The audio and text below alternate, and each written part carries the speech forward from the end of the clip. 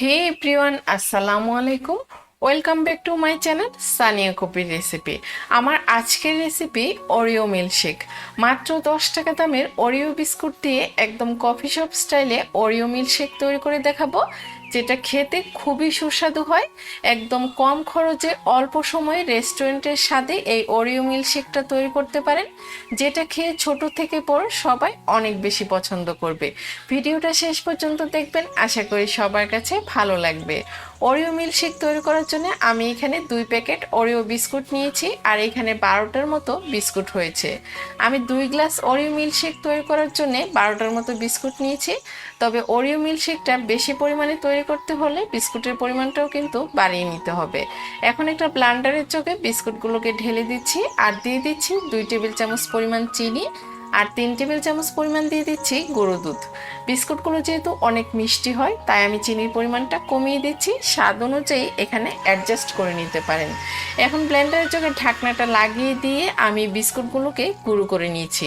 আমি যেহেতু দুধটা আগের থেকে জাল করে ফ্রিজে করে ঠান্ডা করে নিয়েছি, তাই বিস্কুটগুলো গুঁড়ো করে নিয়েছি।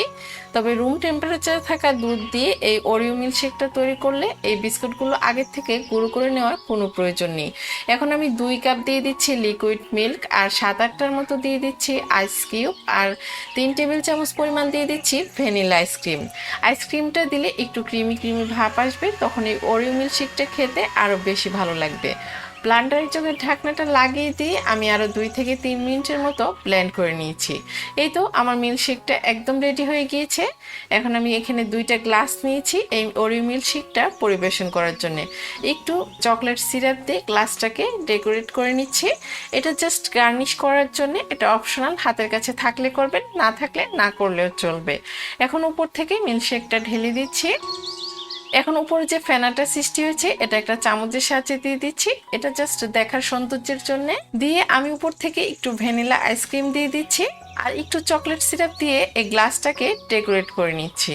আপনারা চাইলে উপর থেকে এই ওরিও বিস্কুটগুলো গুঁড়ো দিয়েও কিন্তু এই গ্লাসটাকে ডেকোরেট করে নিতে পারেন। এই তো আমার ওরিও মিল্কশেকটা তৈরি করা হয়ে গেল। এটা তৈরি করতে খরচ যেমন কম হয়, তেমনই সময়ও কিন্তু খুবই কম লাগে। অল্প সময়ে এরকম একটা হেলদি ড্রিঙ্কস বাসায় তৈরি করতে পারেন, যেটা খেয়ে ছোট থেকে বড় সবাই অনেক বেশি তৃপ্তি পাবে। কেমন লাগলো সহজ রেসিপিতে আজকে এই ওরিও মিল্কশেক তৈরি করার রেসিপি? অবশ্যই কমেন্টস করে জানাবেন। ভালো লাগলে একটা লাইক দিয়ে ফ্রেন্ডস এবং ফ্যামিলির সাথে শেয়ার করবেন। আর এরকম আরও নতুন নতুন রেসিপিতে অবশ্যই আমার চ্যানেলটা সাবস্ক্রাইব করে রাখবেন। কথা না বাড়িয়ে এখানে বিদায় নিচ্ছি। সবাই অনেক বেশি ভালো থাকবেন। আল্লাহ হাফিজ।